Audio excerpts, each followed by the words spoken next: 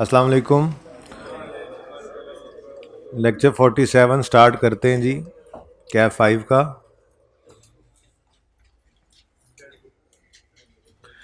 अच्छा जी, एक्रूअल प्रीपेमेंट्स वैसे इत्तेफाक की बात है, FR1 वालों को मैं पढ़ा ही रहा था। इनकम से पहले एक्सपेंस, ये एक्सपेंस आप लोगों ने बचपन में कहीं ना कहीं पढ़ा होगा। एक्सपेंस का लेजर होता है, ठीक है। अगर आपने एक्सपेंस 2022 में खड़े होकर सर्विसेज यूज़ कर ली हैं लेकिन पेमेंट नहीं की तो वो पेएबल बन जाता है क्लोजिंग डेट पर, आप पे लायबिलिटी है। और अगर आपने 22 में खड़े होकर 23 का कोई खर्चा पे कर दिया है तो वो क्लोजिंग डेट पर आपका प्रीपेड एसेट बन जाता है, right to receive services in future बन जाता है। और क्लोजिंग पेएबल क्या होता है? Obligation to pay for services consumed in future बन जाता है। ओपनिंग भी ऐसे ही आगे, ठीक है। फिर एक्सपेंस की फिगर बैलेंसिंग निकला करती है एक्सपेंस के लेजर में, कैश डेबिट साइड पे आता है। ये याद ना रहे तो इस याद रखने के लिए बेसिक वाली एंट्री किया करते थे, इंट्रो वाली, कि एक्सपेंस डेबिट कैश क्रेडिट। तो एक्सपेंस के लेजर में कैश डेबिट साइड पे आता है। थोड़ी सी रिवीजन की हमने, याद आती हैं बातें? बोलो, नहीं आ रही? इनकम्स 2022 में खड़े हैं आप, 2022 में आपने सर्विसेज रेंडर कर दी हैं लेकिन आपको उसके अगेंस्ट कैश रिसीव नहीं हुआ, तो क्लोजिंग डेट पे ही आपका रिसीवेबल है, एसेट होता है, right to receive cash in future. Opening में ये रिसीवेबल पिछले साल का सर्विसेज दी हुई पैसे ना आए हों तो वो ओपनिंग रिसीवेबल। अच्छा, और अगर 2022 में खड़े होकर आप पैसे रिसीव कर लें, ठीक है, और सर्विसेज आपने 2023 में देनी हो तो क्लोजिंग डेट पे ही आपके ऊपर लायबिलिटी है, एडवांस इनकम, ठीक है, liability to provide services in future. फिर इनकम के लेजर में कैश किस तरफ आता है? रट्टा नहीं लगाना, आप बेसिक वापस जाएंगे अपनी शुरू वाली जर्नल एंट्रीज में। इनकम के केस में कैश आता है तो कैश डेबिट इनकम क्रेडिट, तो दूसरी तरफ प्रॉफिट एंड लॉस वाली फिगर इनकम की आ गई, ठीक है। ये वैसे ज़रा इत्तेफाक से मैं FR1 को पढ़ा रहा था तो सामने आ गया, वरना तो आपके लिए तो इतनी बात करनी थी। ज़रा सुने अब, मैंने कुछ नहीं किया। अच्छा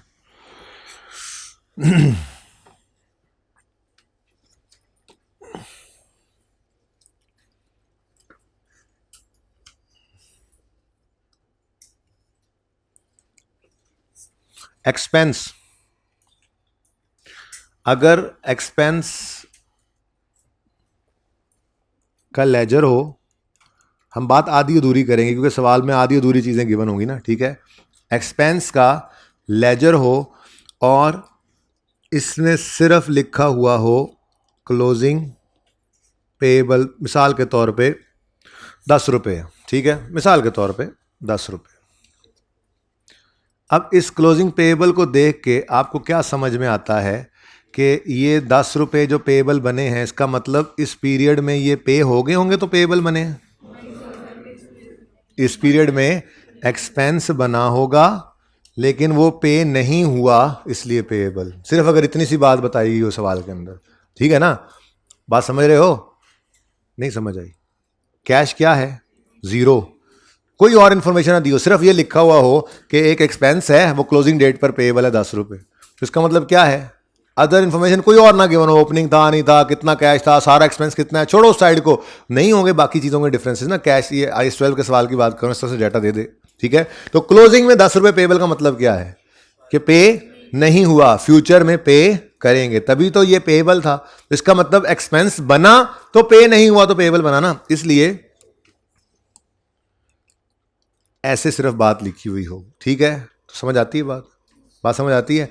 या यूं कर लें हम, सवाल में वो लिख दे क्लोजिंग में 10 रुपये पेएबल है, तो इसका मतलब कैश पे नहीं हुआ, तो बैलेंसिंग फिगर इस तरफ जो आ रही है, जो प्रॉफिट एंड लॉस वाली, हम निकाल लिया करेंगे 10 रुपये, ठीक है। एक और एग्जांपल लेते हैं, एक्सपेंस का लेजर ही है, बनाएंगे हम, ठीक है। अच्छा, एक्सपेंस है और क्लोजिंग डेट पर वो कह रहा है, कोई एग्जांपल नाम, चलो ऐसे ही ठीक है, जाने दो ऐसे, तो सवाल तो आ ही रहा है, ठीक है। एक्सपेंस, फिर एक्सपेंस का लेजर है और बनाएंगे कब? जब सवाल में लिखा हुआ है, मिसाल के तौर पे आपने 5 रुपये का एक एक्सपेंस प्री पे कर दिया है, क्लोजिंग डेट पर प्री पेड आ रहा है 5, अब मुझे कोई बता सकता है बच्चा आप में से कि इस 5 के क्लोजिंग प्रीपेड का मतलब क्या है? कि इस साल पे नहीं हुआ, इस साल पे नहीं हुआ, तो फिर प्रीपेड कैसे हो गया? लेकिन असल कहानी क्या है, प्रीपेड बनता ही ना अगर एक्सपेंस भी बन गया होता तो, ठीक है ना। तो प्रीपेड बनता ही कब है? जब प्रॉफिट एंड लॉस में जीरो हो और कैश पे हो गया हो ये 5 रुपये। ये बात समझ रहे हो? लेकिन ये पूरी बात हम थोड़े लिखा करेंगे, हम तो इस तरह से सवाल देखेंगे। जो गिवन है वो प्रीपेड है, मतलब कैश पे हुआ है और एक्सपेंस नहीं है। जो गिवन है वो प्रीपेड है। गिवन क्या है जी? प्रीपेड। एक्सपेंस नहीं हुआ, पे कर चुके। यहीं पे देख लो बैलेंसिंग फिगर किस तरफ आ रही है? डेबिट साइड में। बोलो तो कैश बैलेंसिंग। हाँ, तो प्रीपेड इसी को कहते हैं बेटा। प्रीपेड ये निकला है, ये तो कैश की पेमेंट थी। एक्सपेंस डेबिट, कैश क्रेडिट किया, लेकिन प्रॉफिट एंड लॉस में कितना लेके जाएं जी? कुछ भी ना लेके जाएं। बल्कि हम बेसिक पुराने बचपन में तो ऐसे पढ़ा करते थे, हमने जी पे किया 5 रुपये और क्लोजिंग डेट पर जाकर हमें पता लगा कि जी 5 का 5 क्या है, अगले पीरियड से रिलेट कर रहा है, तो ये प्रीपेड बन गया। तो balancing figure profit and loss में क्या जाएगा? जीरो। असल तो ये कहानी बेटा, अब ये थोड़ी बताएगा कि किस दिन पे किया है। ईयर एंड पे क्लोजिंग प्रीपेड पड़ा होता है बेटा। एक्सपेंस बना होता तो फिर प्री पेमेंट में ना आ रहा होता। क्लोजिंग डेट पर प्री पेमेंट 5 का मतलब क्या है? क्लोजिंग डेट पे सवाल कहता है आपका 5 रुपए प्री पेड में पड़ा है, तो एक्सपेंस बन गया। बन गया होता तो प्री पेड में ना पड़ा होता। ठीक है, ये इसलिए आपको इस तरह से करा रहा हूं बेटा, पूरा सवाल है नहीं ना, सवाल इतना ही दिया होता है। सवाल में सिर्फ ये बता देता है वो कि ये प्री पेड एक्सपेंस है। तो प्री पेड का मतलब क्या है कि इतना 5 रुपए जो है ये 5 रुपए एक्सपेंस में नहीं गया था लेकिन पे हुआ था। तो इतने से ही इंफॉर्मेशन से अगर लेजर बनाए तो ये लेजर बनेगा जिसके अंदर एक्सपेंस सिफर है, पेमेंट की फिगर है। पर मैं एक्सपेंस लिख नहीं रहा, मैं एक शॉर्टकट बता रहा हूं आपको, वरना पूरी बात तो यही है कि आप इस तरह से लिखा करेंगे कि जी फिर कैश एक्सपेंस के लेजर में इस तरफ आता है, ये जीरो है और सारे का सारा पेएबल है। या एक्सपेंस इस तरफ आता है, प्रॉफिट एंड लॉस वाली फिगर, एक्सपेंस इस तरफ आता है, ये जीरो है तो सारे का सारा कैश है। पूरी कहानी तो फिर ऐसे ही है, चलते रहो आगे। ठीक है, इनकम के केस में आओ, फिर बाद में उड़ा देते हैं हम। इनकम अभी बताया आपको, इनकम क्लोजिंग डेट पे रिसीवेबल हो सकती है। सवाल ने कहा कि जी 8 रुपए की इनकम रिसीवेबल है। क्या है? रिसीवेबल है, मतलब रिसीव हो गई है। अच्छा, अब इनकम का लेजर है, इनकम का लेजर है कैश किस तरफ आना है और इनकम किस तरफ आनी है? Cash debit income. तो अगर रिसीवेबल होता, अगर कैश आया होता तो रिसीवेबल तो ना होता। इसका मतलब हमारी इनकम बनी थी कितनी? 8 की। 1 भी रुपया नहीं आया तो फिर सारे का सारा क्या है? ठीक है, आगे बढ़ो। सवाल ने कहा, ये एक्रूअल प्रीपेमेंट के सवालों की तैयारी हो रही है। IAS 12 के सवाल में ना पूरी इंफॉर्मेशन नहीं देता, वो सिर्फ इतनी सी बात कर देता है क्लोजिंग डेट पे एज ऑन 31 दिसंबर जी ये प्रीपेड है, ये पेएबल है, ये रिसीवेबल इनकम है, ये एडवांस है, और कुछ नहीं बताता। तो फिर जितनी इन्फॉर्मेशन है उसके हिसाब से यही जितना डाटा है, बाकी चीज़ों में फ़र्क नहीं होगा ना। बाकी चीज़ों, मिसाल के तौर पर आप कहते हो सर बस समझा दें ज़रा। मैं कहा अच्छा यार, असल में टोटल एक्सपेंस बनता था 110। ये तो आसान है ना, 110 और 110 का 110 पेएबल है। आपको तो नहीं सर कैश में कुछ डालें, ऐसे नहीं, मज़ा नहीं आया, कैश में कुछ डालें। मैं कहा अच्छा जी 1 मिनट दे दे मुझे। 100 रुपये एक्सपेंस था, 90 पे हो गया, बाकी 10 पेएबल है। अब 90 की तो लड़ाई ही नहीं है, 90 तो एक्सपेंस भी है, 90 तो पेड भी है। इसलिए ये कहानी पूरी उसने नहीं भी लिखी हो तो हम काम चला लेते हैं। अब ऐसे नहीं सोचना आज के बाद, ठीक है।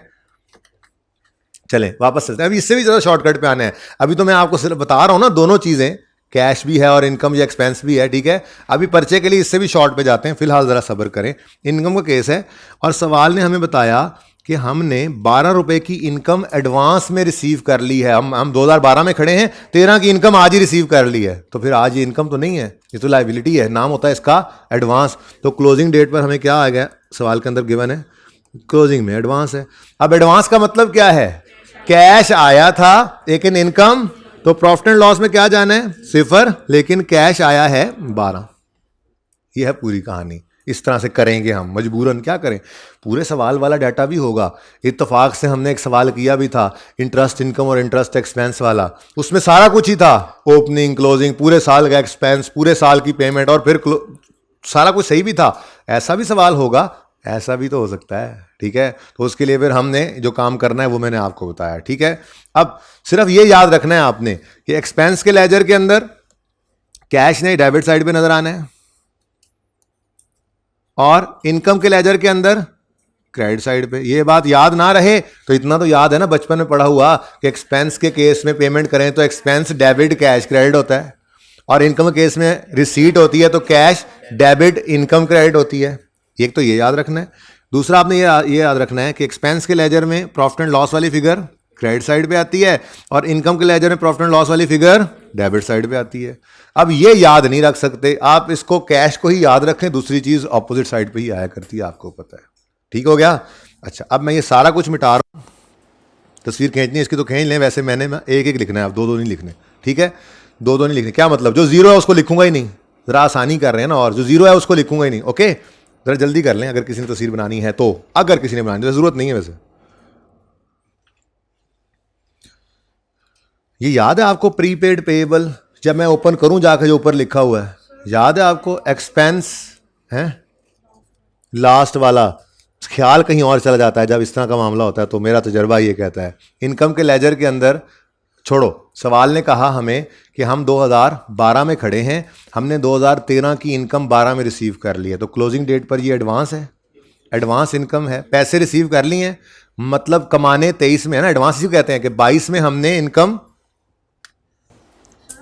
नहीं सबर हूँ, सबर कर जाओ, खुलो जाओ हूँ बेटा, सबर कर जाओ हूँ, फिर इंज नहीं।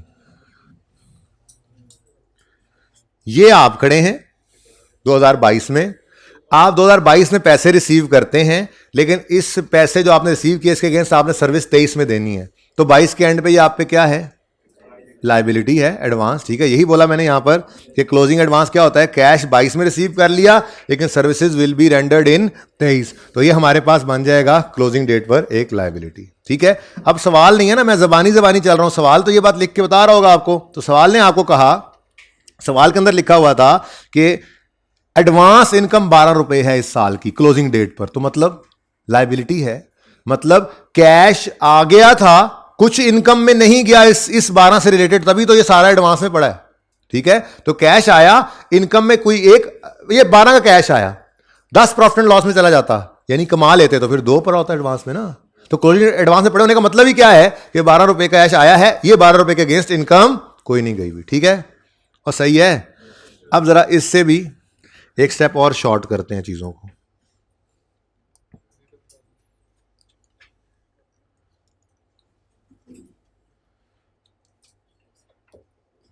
हाँ जी, टेस्ट कोई नहीं, हो जाता है कभी कभी, जिससे टेस्ट की डिस्कशन भी हो रही हो शायद, अभी सवाल में होती रहेगी। अच्छा सुने, ये बात होगी इस तरह से हमारे सामने, हमें सवाल कहेगा सैलरी एक्सपेंस 10 रुपए की पेएबल है, ईयर एंड पे 10 रुपए की सैलरी एक्सपेंस पेएबल है मिसाल के तौर पे, तो हम कहेंगे इसका मतलब ये हुआ, बैलेंसिंग फिगर किस तरफ आनी है, 10, शॉर्टकट, बिल्कुल सोचे बगैर भी शॉर्टकट है, 10 रुपए इस तरफ आना है, एक्सपेंस के लेजर में इस तरफ क्या आता है, प्रॉफिट एंड लॉस, ठीक है, समझे हो। अच्छा एक और बात भी, 10 क्लोजिंग में पेएबल है तो इसका मतलब पे नहीं हुआ, एक्सपेंस था, पे नहीं हुआ तो क्लोजिंग में पेएबल, ठीक है। दूसरी चीज लिखने की जरूरत ही नहीं होगी, अगर ऐसा सवाल देगा तो हम भी ऐसा जवाब देंगे, ठीक है, ओके। ईंट का जवाब पत्थर। क्लोजिंग में प्रीपेड है, उसने कहा जी रेंट हमने 5 रुपए का प्री पे किया हुआ है, प्री पे किया, अच्छा छोड़ो, सोचे बगैर बैलेंस फिगर किस तरफ आनी है, अगर इसी लेजर को, इतनी इंफॉर्मेशन ही इतनी है ना, ओपनिंग नहीं है, सारी डिटेल नहीं है, सिर्फ इतनी ही इंफॉर्मेशन है, तो इस लेजर को कंप्लीट करना है, तो फिर बैलेंसिंग फिगर डेबिट साइड पे आएगी, इधर क्या आता है। अब जरा बेशक जाकर सोच लो, बात भी यही बन रही है, 5 रुपए प्रीपेड है तो मतलब पे तो हुआ है ना कैश, अगर एक्सपेंस बन जाता तो प्रीपेड में कुछ भी ना पड़ा होता, लेकिन एक्सपेंस क्या था, 0, इसलिए सारे का सारा प्रीपेड में पड़ा हुआ है। तो ये आसान है, शॉर्टकट है कि ऑपोजिट साइड में बैलेंसिंग लिखो और ये सोच लो एक्सपेंस का लेजर है तो इसमें कैश किस तरफ आना है और एक्सपेंस किस तरफ आना है। जरा देखो दोबारा एक दफा, एक आखिरी दफा देख लो, आखिरी दफा। सवाल ने कहा सैलरी पेएबल है 10 रुपए, मतलब बैलेंसिंग इस तरफ आ रहा है, एक्सपेंस के लेजर में इधर क्या आता है, एक्सपेंस की फिगर आती है, ठीक है, बस जीरो है कैश। अब वो देखना आगे, पता है क्यों तैयारी करा रहा हूं। अब दो सूरतें होंगी, या तो टैक्स वाले कहेंगे हम इस एक्रूवल को मानते ही नहीं, तो हम अकाउंटिंग को एक्सपेंस 10 का रिकॉर्ड किया होगा ना, इसको रिवर्स करेंगे, टैक्स को रिकॉर्ड करेंगे। या आज इंशाल्लाह ये भी कहेंगे टैक्स वाले किसी किसी जगह जाके, आओ जब भी डालें हम भी एक रूल फॉलो कर रहे हैं। तो ऐसी सूरत में जो हमने किया होगा उन्होंने भी वही किया होगा, तो ट्रीटमेंट देखना है हमने, इसलिए एक रूल की तरफ जा रहे हैं। अच्छा सुनो, मैं कैश नहीं लिख रहा, लिखना चाहो तो आप लिख लो, मैंने पहले तस्वीर बनाकर दे दी पूरी, ठीक है। सवाल ने कहा 5 रुपए का रेंट प्रीपेड है। मैंने कहा सोचे बगैर जरा, जुगाड़ भी तो हो ना, समझ तो लिया कॉन्सेप्ट, पर्चे के लिए तो जुगाड़ होना चाहिए ना, ठीक है। सवाल ने कहा क्लोजिंग 5 रुपए प्रीपेड है। मैंने कहा जरा लेजर बना लेते हैं, बनाया। मैंने कहा यार बैलेंसिंग फिर किस तरफ आ रही है, अब एक्सपेंस में डेबिट साइड पे आता है जी, एक्सपेंस डेबिट कैश, कैश आता है जी, कैश आता है जी, कैश। बैलेंसिंग मैंने निकाल लिया, सवाल खत्म। क्यों, इधर तो जीरो है। अब क्या है, प्रीपेड कैसे बना, पेमेंट की, एक्सपेंस में कुछ नहीं गया, तो सारे का सारा क्या है, प्रीपेड। कुछ कुछ समझ आने लगी। इनकम क्लोजिंग डेट पर 8 रुपए की इनकम रिसीवेबल है। समझना कुछ नहीं है, पहले तो हम लेजर को जुगाड़ बैलेंस करते हैं, डेबिट साइड पे आएगा बैलेंस। अब सोचना है इनकम का लेजर है तो cash debit income credit cash इस तरफ आता है, तो फिर इधर क्या होगा, इधर प्रॉफिट एंड लॉस, बैलेंसिंग निकल आया, ठीक है। अब सोचना तो सोच भी लो, 8 की इनकम बनी थी, जैसे डेटर का, जैसे ये इनकम रिसीवेबल समझ, डेटर का लेजर है, समझो ये क्या है, डेटर का लेजर। तो डेटर डेबिट सेल क्रेडिट हुआ था 8 रुपए से, 1 रुपया रिसीव नहीं हुआ, तो क्लोजिंग डेटर है 8 रुपए। समझ आ रही है। तो इनकम बनी थी, नहीं रिसीव हुई, तो सारी की सारी रिसीवेबल। समझ रहे हो। अच्छा, इनकम का लेजर है और 12 क्लोजिंग में एडवांस है। इतना पता होना चाहिए कम से कम आपको कि पेएबल एक्सपेंस पेएबल लायबिलिटी है, एक्सपेंस प्रीपेड एसेट है, इतना तो पता होना चाहिए कम से कम, ठीक है ना। जुगाड़ भी लगाना है तो इतना तो पता होना चाहिए, ठीक है। इतना पता होना चाहिए कि इनकम रिसीवेबल एसेट है और इनकम इन एडवांस लायबिलिटी है, बस इतना पता होना चाहिए, ठीक है, काम चल जाएगा। समझ वैसे हमने सारा ही लिया, ओके जी। तो 12 रुपए क्लोजिंग में एडवांस है, बैलेंसिंग फिगर आनी है क्रेडिट साइड पे। अब सोचना है इनकम का लेजर तो कैश डेबिट, ओ कैश, मतलब 12 रिसीव किए थे, अर्न कर लिए होते तो प्रॉफिट एंड लॉस में इनकम बन जाती और क्लोजिंग में 1 भी रुपया ना होता लायबिलिटी। हजरत जी क्या ढूंढ रहे हैं आप, ठीक है, इधर देखें, ठीक है, मोबाइल पे लगे हुए हैं, जरा ऊपर करें, हाथ में क्या मोबाइल है, खड़े हो जाए ना, जरा खड़े हो जाए। थोड़ी बाद आपने ये सवाल पूछना है मुझसे, सर जरा आखिरी वाला समझा दें, खड़े हो जाओ। हालाते हाजरा देख रहे हो बैठ के,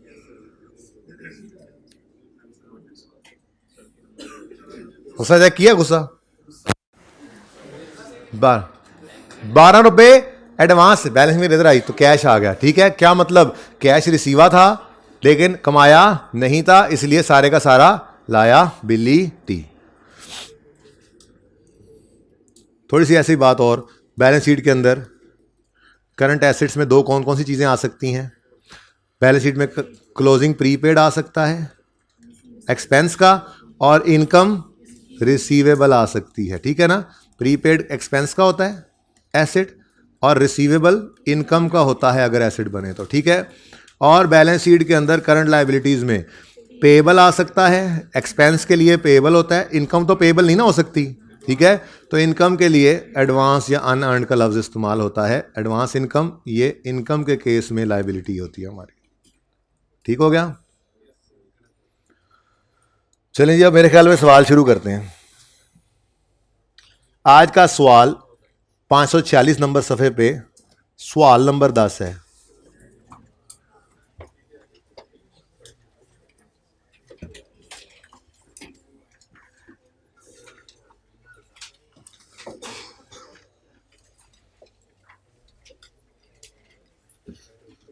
बैठ जाओ यार,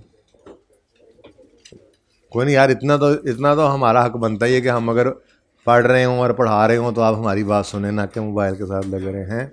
इतना तो हक बनता ही है हमारा, इतना तो हम आप पे हजरत जी हक रखते ही हैं। इमोशनली ब्लैकमेल करते हैं। ओ मेगरा sorry, pigeon limited has shared following information. कबूतर लिमिटेड ने यह इंफॉर्मेशन आपको दी है for the year ended 31 December 2018। Calculate current tax and deferred tax for the year 18, ठीक है। कोई नहीं, 5 मिनट का काम है, लेकिन पूरी क्लास लगाएंगे, टाइम भी तो ज़ाया करना है ना आप लोगों का जी। बहुत से भी ज़्यादा इंपॉर्टेंट है ये कॉन्सेप्ट। इसमें 3 तरह की चीज़ें आएंगी, अब बता रहा हूँ, ईजी नहीं ले लेना मेरे मजाक को। मैंने मजाक में बात की है कि टाइम ज़ाया करना है। एक्रूअल प्रीपेमेंट्स हैं। पहली चीज़ आएगी, हम एक्रूअल पे होंगे, टैक्स वाले कैश पे होंगे, ये पहले देख भी चुके वैसे। दूसरी चीज़ आएगी, हम एक्रूअल पे होंगे और वो दरवाज़ा खुलेगा और टैक्स वाले आएंगे और बगलगीर हो जाएंगे हमारे साथ और कहेंगे हम तुम भाई भाई हैं, हम भी एक्रूअल पे हैं। और तीसरी सिचुएशन होगी, कोई परमानेंट डिफरेंस आ गया, ठीक है। तो ये तीनों चीज़ें आज हमने देखनी है इस एक सवाल के अंदर। तो don't take it easy but take it easy, सही है ना। यानी कि इजी नहीं भी लेना और इजी लेना भी है। प्रॉफिट बिफोर टैक्स 300 मिलियन है। हमने करंट टैक्स और डेफर्ड टैक्स, पेज नंबर बताओ यार इसको यार, एक तो ये 5 मिनट पीछे ही चल रहा होता है।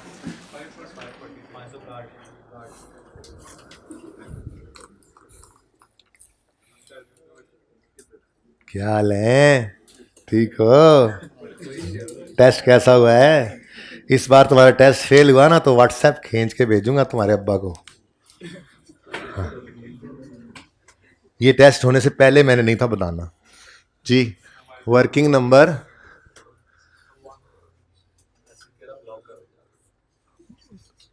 ब्लॉक कर दे बेशक, अल्लाह ने पैगाम पहुंचाना हुआ तो अल्लाह हवा के जरिए भी पहुंचा देंगे। अल्लाह के लिए क्या मुश्किल है, अल्लाह के लिए कुछ मुश्किल नहीं। ये चीज़ें हमारे लिए मुश्किल हैं। प्रॉफिट बिफोर टैक्स, चंद अशिया ऐड और चंद अशिया लेस।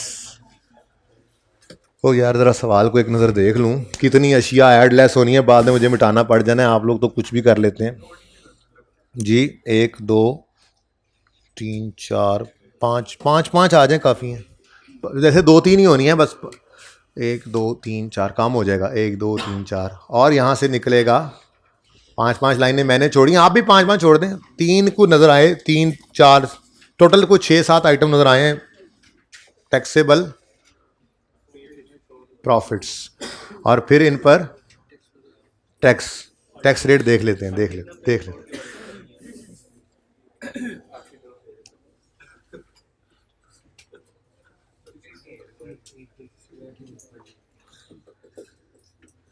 यार, इधर थोड़ी सी जगह और बचा लेते हैं। इस तरफ हम क्या किया करते हैं जी, ये आज रिक्वायरमेंट ए नहीं है हमारी, और ये रिक्वायरमेंट बी है। Deferred tax liability slash asset as on 31 December 2000 बताना पसंद करेंगे प्लीज। 18, बड़ी मेहरबानी। 10 कह रहा है एक दीवाना, पता नहीं यार।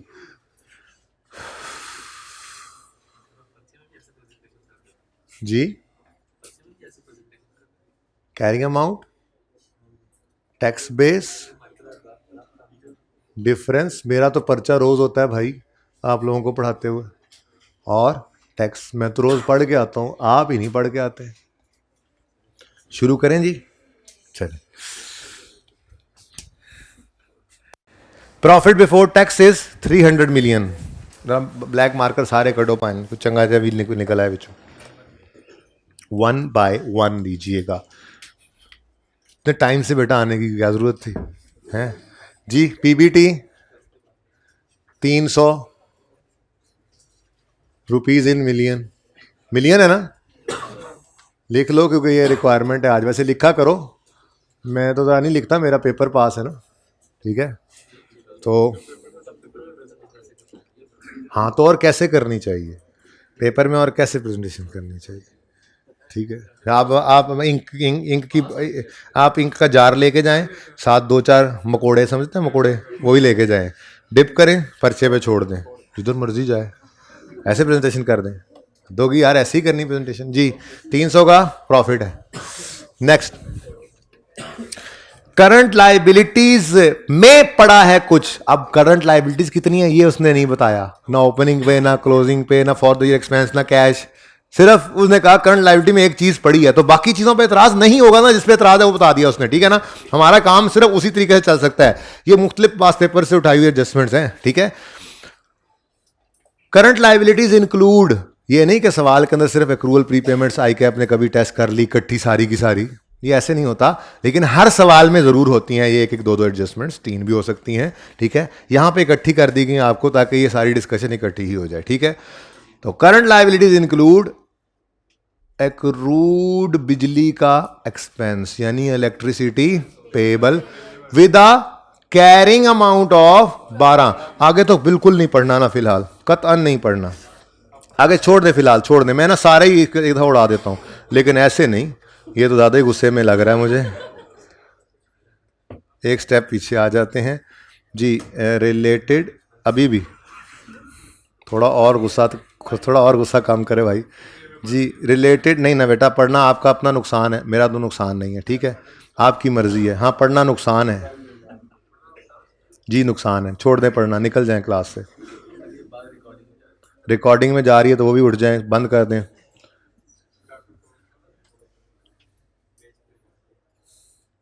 मैं ये चाह रहा हूं कि फिलहाल जितनी बात आपसे की है ना थोड़ी देर पहले, हम सिर्फ वो चीज़ रिवाइज कर लें, ठीक है।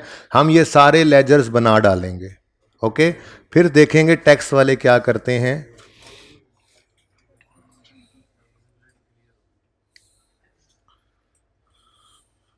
चलो जी बस, हाँ ये भी है, ये भी करना था भाई, सॉरी ये भी करना था, ओके जी। ओके नाउ अब हमने ना एक्रूअल प्रीपेमेंट्स का जितना कॉन्सेप्ट अभी तक पढ़ा है ना, सिर्फ हमने वही पढ़ना है। अभी हमने ये बात सोचनी है कि टैक्स वाले क्या कहते हैं, ठीक है। तो current liabilities include accrued x. देखो ना अगली बात मैंने जो ब्लैक किया वो सिर्फ टैक्स से रिलेटेड बात है, जिसका मतलब अकाउंटिंग वाली बात सिर्फ इतनी सी ही है जो आपको नजर आ रही है सामने, ठीक है। इलेक्ट्रिसिटी पेएबल 12 रुपए का है फॉर द ईयर 31 दिसंबर 18 पर, कैरिंग अमाउंट है मतलब क्लोजिंग में पड़ा है, लाइबिलिटीज में, क्लोजिंग लाइबिलिटीज में 12 का इलेक्ट्रिसिटी पेएबल पड़ा है। लेजर पहले आप बनाएंगे फिर मैं बनाऊंगा, वर्किंग 1, बाकियों को भी बनाने दें जी। वर्किंग 1, अच्छा जी, पहले सफ़े के ऊपर 4 4 8 9 10 11 15 को लाइनें करंट टैक्स के लिए छोड़ दें, और कोई इतनी पहला सफ़ा छोड़ दें, दूसरे से वर्किंग शुरू कर दें।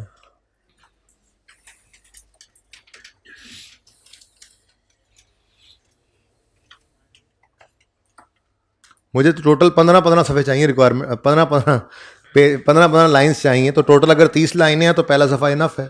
ये एहतियातन मैं 15 कह रहा हूँ, 11-12 में हो जाएगा काम, अंदाज़ा है मेरा, तो एहतियातन ज़रा ज़्यादा ही चीज़ छोड़ देनी चाहिए। पहला सफ़ा छोड़ दें, रिक्वायरमेंट उस पर करेंगे। वर्किंग 1 होगी आपकी इलेक्ट्रिसिटी का लेजर बनाना, जैसे सिखाया अभी थोड़ी देर पहले जी। सारे बनाने हैं, लेकिन जब मैं कहूँ तब साथ साथ है ना, मैं भी तो घर से खेलने आया हूँ, नहीं तो मेरी एंट्री वापस करो,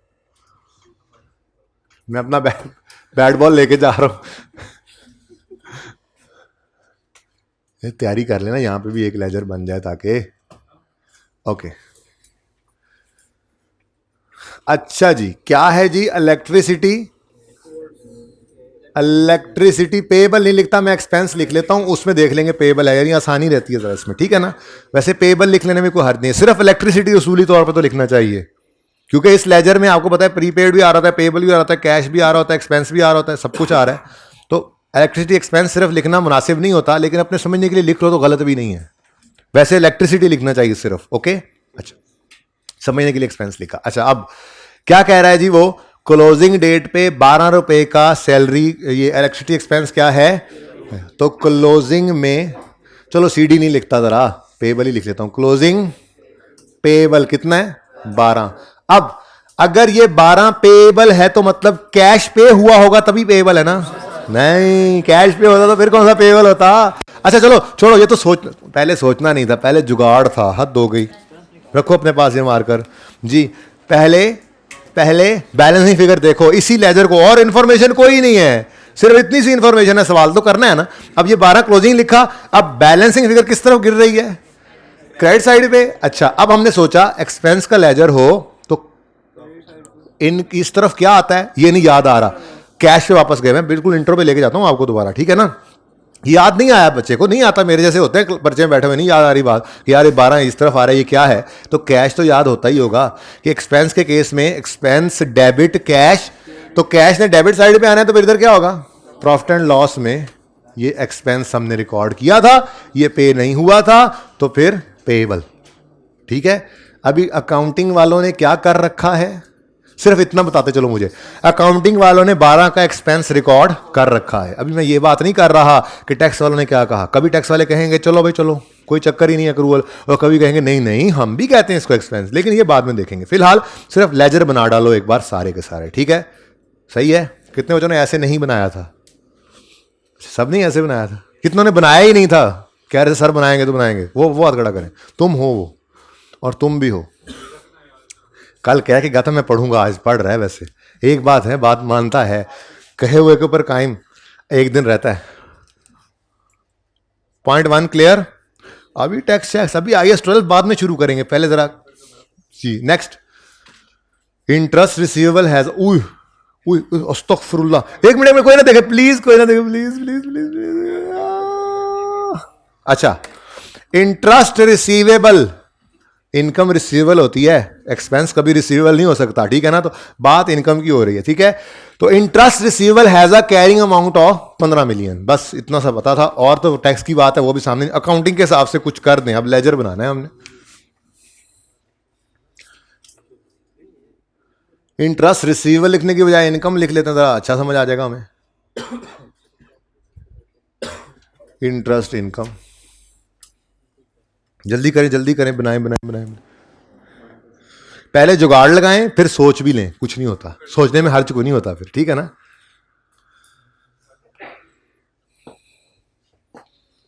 सिर्फ यही सवाल पूरा करना है छोटा सा आज जी। क्या कह रहा है जी सवाल में? Interest receivable has a carrying amount of 15 million, यानी 15 मिलियन इन रिसीवेबल इनकम है, क्लोजिंग है ना, कैरिंग अमाउंट है तो मतलब क्लोजिंग में रिसीवेबल पड़ा है, तो क्लोजिंग रिसीवेबल कितना? 15। अब जुगाड़ पहले लगा लें। अगर इधर फिगर पड़ी है तो बैलेंसिंग फिगर फिर किस तरफ लिखेंगे हम? डेबिट साइड पे 15। अब ये सोचा ये क्या हो सकता है, ये इनकम का लेजर है तो cash debit income credit, cash ने इधर आना था, ये तो फिर हमने इनकम रिकॉर्ड की हुई है। अच्छा, अब सोचा अच्छा इनकम रिकॉर्ड कर ली थी, रिसीव नहीं हुई थी, तभी तो रिसीवेबल। समझे? समझ आ रही है? समझ रहे हो हैं? कहते आपको समझ आ रही है तो मैं तो नहीं आ रही। पॉइंट नंबर 3 हो गया। Point 4, prepaid insurance expenses 30 million. Sir सारा कुछ तो डिस्कस हो गया, फिर क्यों कर रहे हैं? सवाल भी तो करना था ना। ये सारी बातें वैसे हमने पहले ही डिस्कस कर ली अल्हम्दुलिल्लाह, वरना यहां पे आके खप जाते। मैं खप जाता, आपने क्या खपना था? फिर मुझे ऊंट को रिक्शे में बिठाना पड़ता, आपको समझाना पड़ता जी। इंश्योरेंस है, इंश्योरेंस बोलो। अच्छा चल, पहले जुगाड़ लगाएं फिर अच्छा करके समझ आया आपको, ठीक है ना।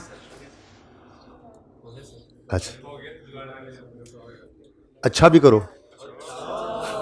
यार, मतलब देख के करो, मुझे देख के अच्छा कर रहे हो जी। क्लोजिंग में इंश्योरेंस क्या कह रहे हैं जी?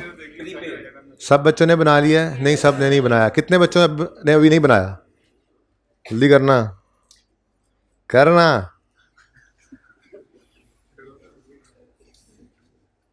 कोरोना, अल्लाह माफ करे, कोरोना का लफ्ज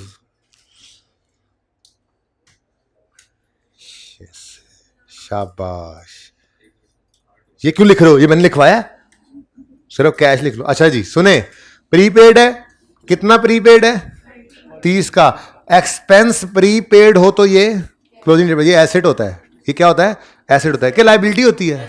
prepaid expense is an asset, pre payment is an asset, pre payment is an, तो क्लोजिंग में परी पेड, हाँ जी बोले 30। अब जुगाड़ लगाएं, पहले 30 इस तरफ आएगा, एक्सपेंस है, एक्सपेंस के लेजर में इस तरफ क्या आता है? कैश। तो फिर इनकम कोई नहीं है, जीरो है, लेकिन जीरो लिख नहीं रहे। अब अच्छा, कैश पे कर दिया, कोई सर्विस यूज अप की ही नहीं थी, तभी तो ये सारे का सारा एसेट बन गया, प्रीपेड बन गया, एक्सपेंस बना ही नहीं। ठीक है, सही है। एंजॉइंग।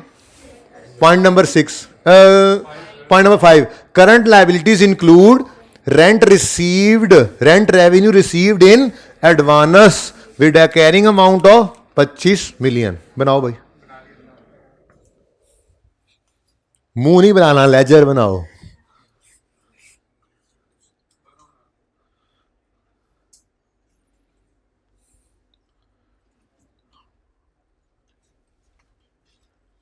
यार कितने लेजर बनने ने, 1 2 3, सही है ना, फिर 4 और 4 8 हैं, ठीक है, फिर 5वां नहीं बनाएंगे, इधर जरूरत पड़ी तो फिर बना लेंगे। अच्छा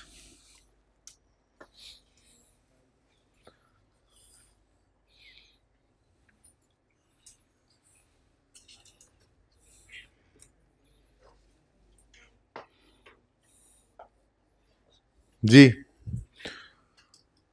रेंट एक्सपेंस है या रेंटल इनकम है? इनकम की बात हो रही है। अच्छा जी, अब वो क्या कह रहे हैं, इनकम क्लोजिंग डेट पर हमने अभी रिसीव करनी है, एडवांस में पकड़ बैठे हैं, तो इनकम एडवांस में तो लाइबिलिटी होती है, तो क्लोजिंग एडवांस कितना जी, 25। अब बैलेंसिंग फिगर इस तरफ आ रही है और इनकम के लेजर में इस तरफ आता है। अच्छा, कैश रिसीव कर बैठे थे, कुछ भी प्रॉफिट जीरो गया, प्रॉफिट एंड लॉस में इनकम बना तो सारे का सारा लायबिलिटी है, यानी ये पैसे रिसीव किए फ्यूचर के लिए, फ्यूचर में इसके अगेंस्ट सर्विसेज देनी पड़ेंगी, तो आज लायबिलिटी है। तो अच्छा, समझ आ गई, समझ आ गई।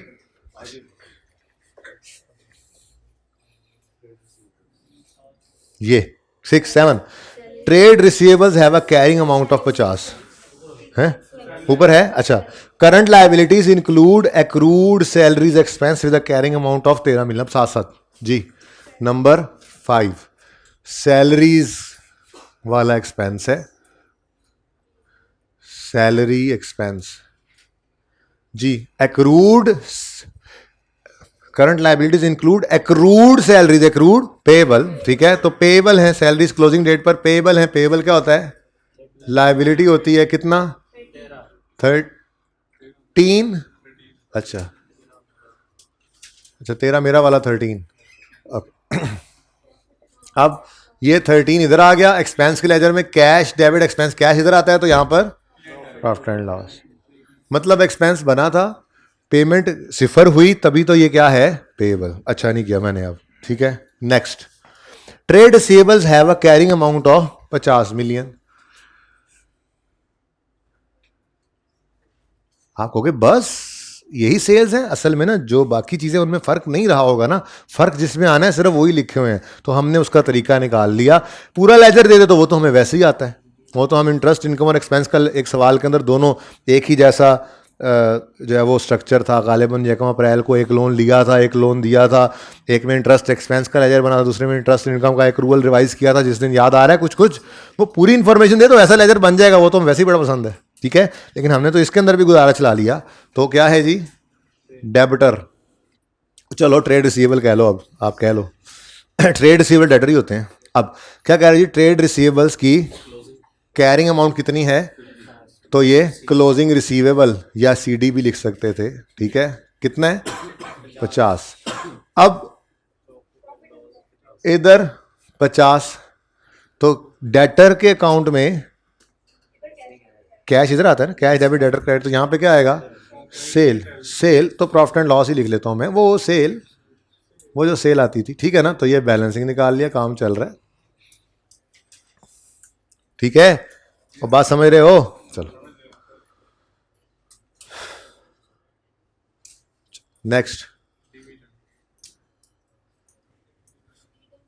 डिविडेंड इनकम होती है, रिसीवेबल लिखा हुआ है ना, ठीक है। वैसे तो पेएबल भी देखेंगे हम कंसोलिडेशन में जाकर और फाइनल अकाउंट में जाकर, डिविडेंड पे भी किया करेंगे, तो पेएबल भी देखेंगे उस वक्त जाकर, फिलहाल तो जरूरत नहीं है।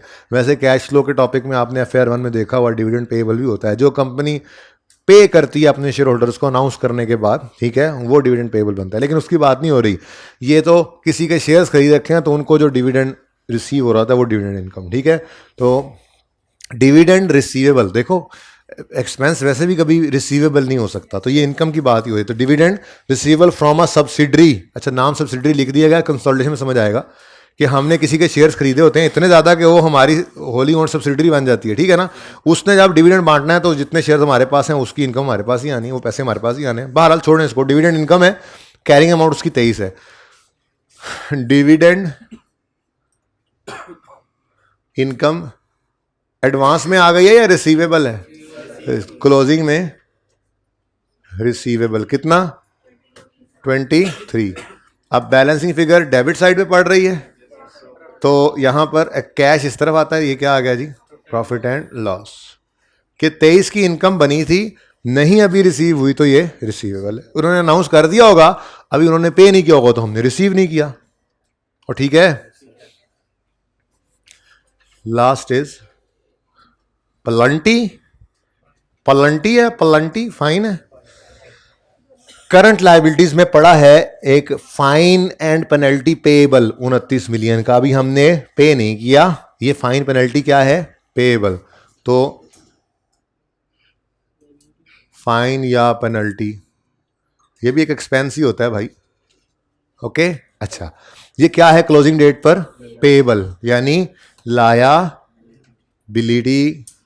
कितनी? 29। अच्छा, अब बैलेंसिंग फिगर 29 मतलब प्रॉफिट एंड लॉस। बार बार बताने की जरूरत तो नहीं है। चलो, हमने अकाउंटिंग के लिहाज से अगर ये एडजस्टमेंट ऐसी आया करेगी तो जो होना था वो हमने कर ली। ठीक हो गया? कोई मसला यहां तक?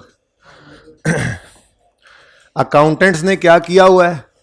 एक्सपेंस रिकॉर्ड किए बैठे हैं और क्लोजिंग बैलेंस शीट में लायबिलिटी शो कर रहे हैं। अकाउंटेंट्स इनकम रिकॉर्ड किए बैठे हैं और क्लोजिंग में रिसीवेबल शो कर रहे हैं।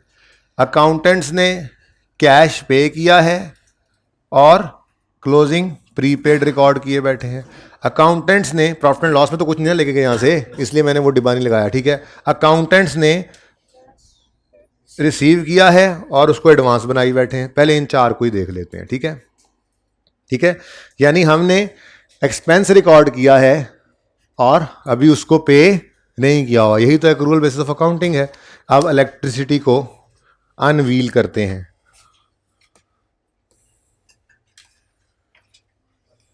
क्या कह रहा है जी? द रिलेटेड, शुरू से पढ़ते हैं।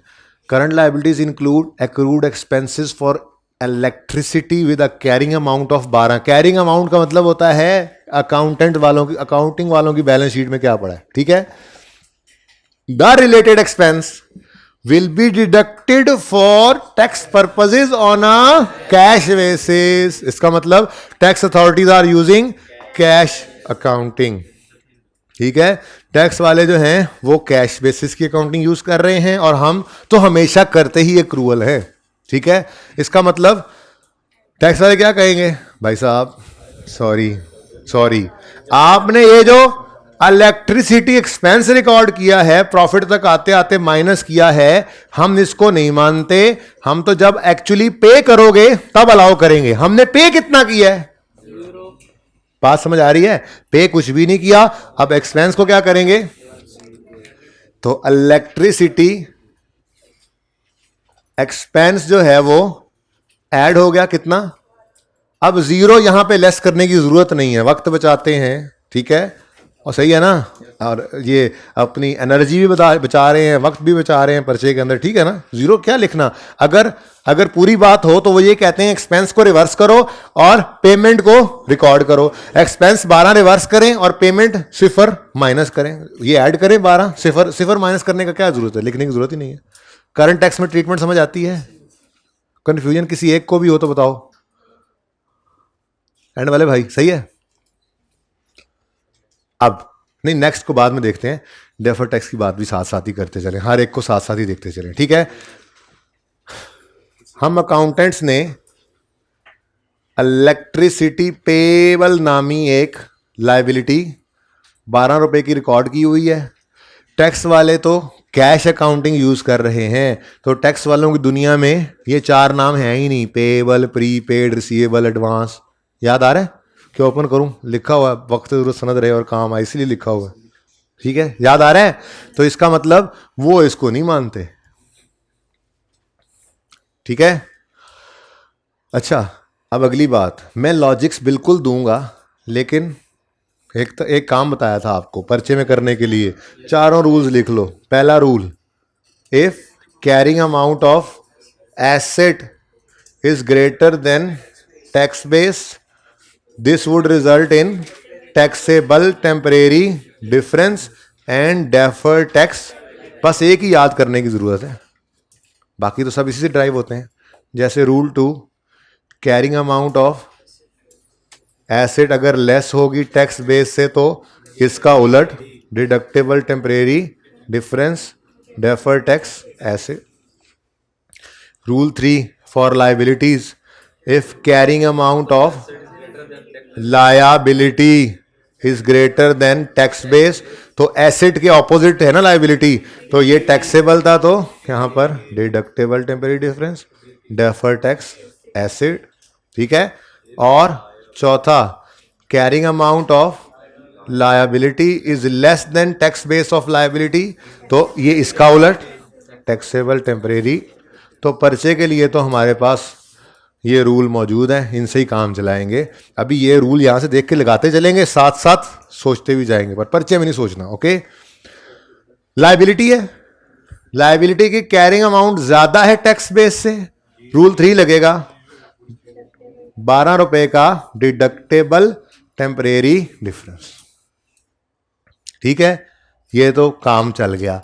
अब चलो सोच भी लेते हैं, ये पेएबल है, पेएबल क्लोजिंग डेट पर क्या है, पेएबल। अगले किसी साल में, अगले सालों में जाकर ये क्या होगा, पे। जब ये कैश पे होगा तो टैक्स वाले इसे डिडक्शन के तौर पे अलाउ करेंगे, तो ये क्या है, क्या है, डिडक्टेबल टेम्परेरी डिफरेंस। ऐसे ही लिखवाया था ना, स्टार लगा के लिखवाया भी था कल या परसों। ठीक है, और सही है। किसी को समझ नहीं आई लॉजिक तो दोबारा बताऊं, बता दो, नहीं या बताएं, नहीं बताएं, अच्छा चले जी, हो गया जी। इलेक्ट्रिसिटी एक्सपेंस, करंट टैक्स और डेफर्ड टैक्स ओवर। ठीक है, नेक्स्ट इंटरेस्ट रिसीवेबल।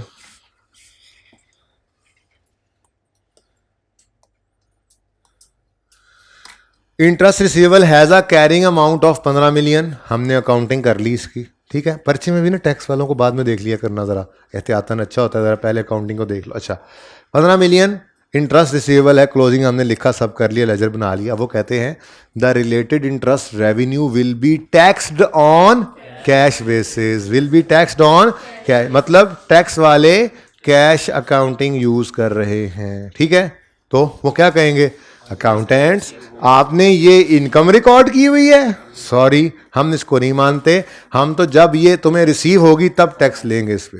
तो इनकम को क्या करो, हम एक्रूअल बेसिस हमेशा फॉलो करते हैं, हमारी फाइनेंस स्टेटमेंट बनाने का बुनियादी पिलर है गोइंग कंसर्न और एक्रूअल बेसिस।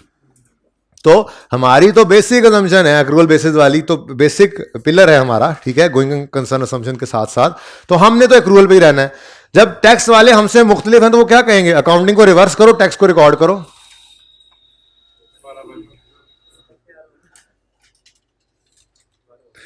तो अकाउंटिंग को हम क्या करेंगे, अकाउंटिंग को क्या करेंगे, रिवर्स, और टैक्स को करेंगे रिकॉर्ड। अकाउंटिंग वालों ने 15 रुपए का इंटरेस्ट इनकम रिकॉर्ड कर रखी हुई है इनकम। ठीक है, तो टैक्स वाले क्या कहेंगे, इसे रिवर्स करो। अब प्रॉफिट तक आते आते इनकम ऐड हुई पड़ी है, क्या कर दोगे, तो इंटरेस्ट इनकम 15 रुपए की माइनस हो गई, और टैक्स वाले कह रहे हैं जो इंटरेस्ट आपने रिसीव किया है ना उसको ऐड कर लो। रिसीव कितना किया है, 0, तो इसलिए लिखने की जरूरत नहीं है, टाइम जाया नहीं करना। समझ आ रही है? ये तो हो गया करंट टैक्स की कैलकुलेशन के अंदर ट्रीटमेंट। डेफर टैक्स में आए, इंटरेस्ट रिसीवेबल हमारे हिसाब से 15 रुपए है। टैक्स वाले कहते हैं हम तो कैश बेसिस की दुनिया में रहते हैं, हमारी दुनिया में पेएबल, रिसीवेबल, प्रीपेड, अनअर्न्ड, शनअर्न्ड कुछ भी नहीं होता। ठीक है, इसका मतलब जागते जागते बताएं टैक्स बेस क्या होगी, 0। ठीक है, carrying amount of asset is greater than tax base, तो it is taxable temporary difference. पर्चे में तो इतना ही टाइम लगेगा, हम सोच लेते हैं। ये 15 रुपए रिसीवेबल हैं आज, ये फ्यूचर में रिसीव होंगे तो इन पर टैक्स लगेगा, इसलिए ये डिफरेंस टैक्सेबल टेम्परेरी डिफरेंस है। ठीक है, लेकिन इतनी देर भी नहीं सोचते हम, तो रूल लिख लेते हैं और सारे सवाल में फिर वही लगा देते हैं। ठीक है, समझ आ रही है तुम्हें? शक्ल तुम्हारी कुछ और बोल रही है। अच्छा,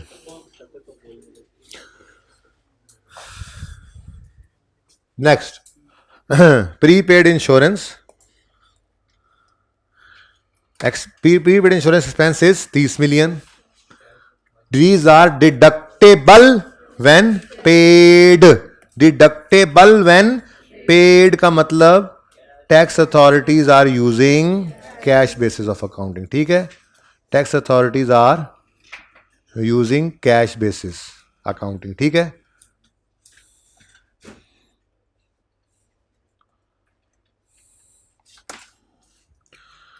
अच्छा जी, चलते हैं फिर। हमने कोई एक्सपेंस रिकॉर्ड नहीं किया। ठीक है, टैक्स वाले कह रहे हैं आप जब पे करो तो माइनस कर लो। फंस गए।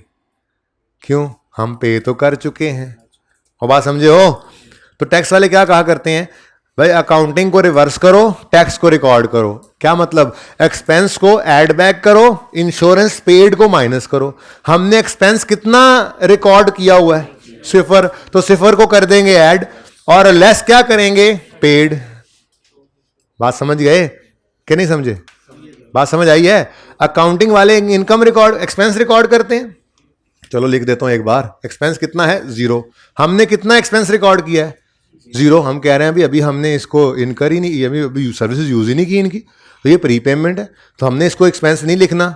ये तो हमारा एक्रूअल बेसिस का कॉन्सेप्ट है। टैक्स वाले क्या कहते हैं, और एक्रूअल से एक्रूअल अपने पास रखो, पेमेंट कर आए हो ना तो अलाउड एज अ डिडक्शन। अब अकाउंटिंग को रिवर्स करना है, टैक्स को रिकॉर्ड करना है। प्रॉफिट तक आते आते कितना एक्सपेंस रिकॉर्ड कर चुके हैं? 0। तो 0 को क्या कर दो? ऐड, यानी कुछ ऐड ना करो। ठीक है, और पे कितने की है? इंश्योरेंस 30। वो क्या कहते हैं टैक्स वाले? अलाउड है एज अ डिडक्शन, तो माइनस कर दो पेड की फिगर। तो इंश्योरेंस पेड क्या जी? 30।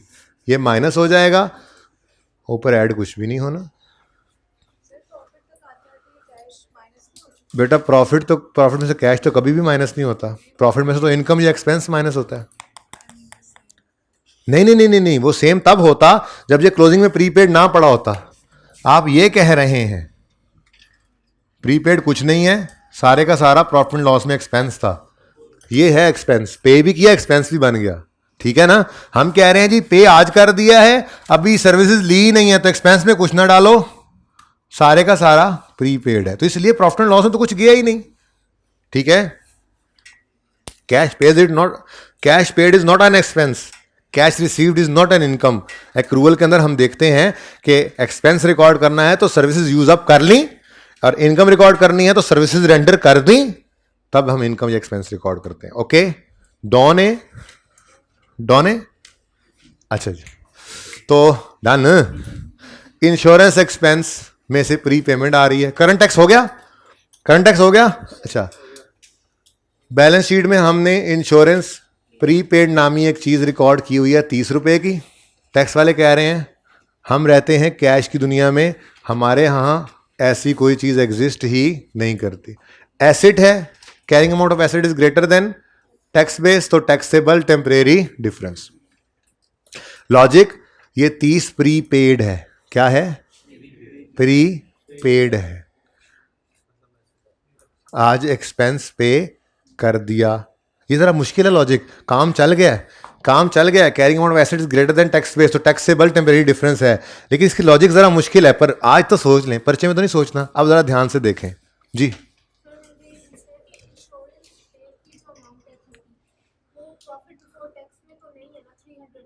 नहीं है, मतलब माइनस नहीं हुई, तो हमने रिवर्स करके इंश्योरेंस एक्सपेंस को ऐड नहीं किया। कुछ था ही नहीं कि ऐड कर दे।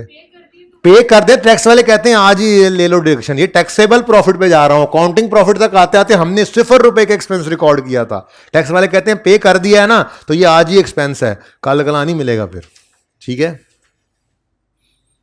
अच्छा सुने जी, सुने सुने सुने सुने, ₹30 हमने आज पे किए, ठीक है, हमने आज प्री पे कर दिए, फ्यूचर में ये एक्सपेंस बनेगा, फ्यूचर में ये एक्सपेंस, बड़े ध्यान से सुनना, जरा मुश्किल है, काम तो चल गया लेकिन सुन लें, फ्यूचर में ये क्या, प्रीपेड का मतलब क्या है, आज एक्सपेंस नहीं बनाया, पे किया, फ्यूचर में एक्सपेंस बनना है, ठीक है, तो फ्यूचर में ये एक्सपेंस बनेगा, तो हम प्रॉफिट एंड लॉस में एक्सपेंस बनाएंगे ना, टैक्स वाले क्या कहेंगे, रिवर्स करो, क्या करो, रिवर्स करो, यानी कि फ्यूचर ईयर्स में क्या करवाएंगे, ऐड बैक करवाएंगे, ऐड बैक करवाएंगे तो प्रॉफिट बढ़ेगा, टैक्स भी बढ़ेगा, तो कौन सा डिफरेंस, टैक्सेबल डिफरेंस। अब इतनी बड़ी सोच पर्चे में तो अव्वल तो आती नहीं है, जो आ जाए तो गलत गलत नतीजा निकलता है, इसलिए मैंने कहा आज सोच लेंगे, लेकिन ये उसूल फिर सुन लो, फिर सुन लो, कुछ बच्चे भी परेशान बैठे हैं, कैसे है ये टैक्सेबल डिफरेंस, वैसे तो ऐसे है,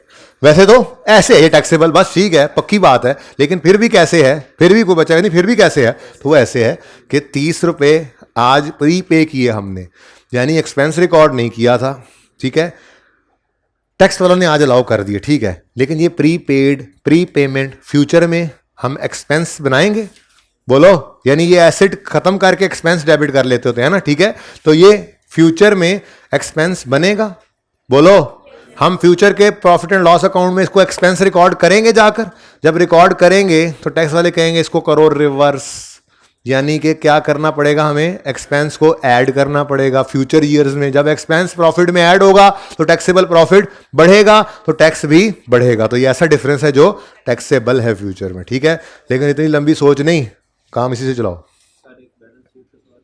हाँ पूछो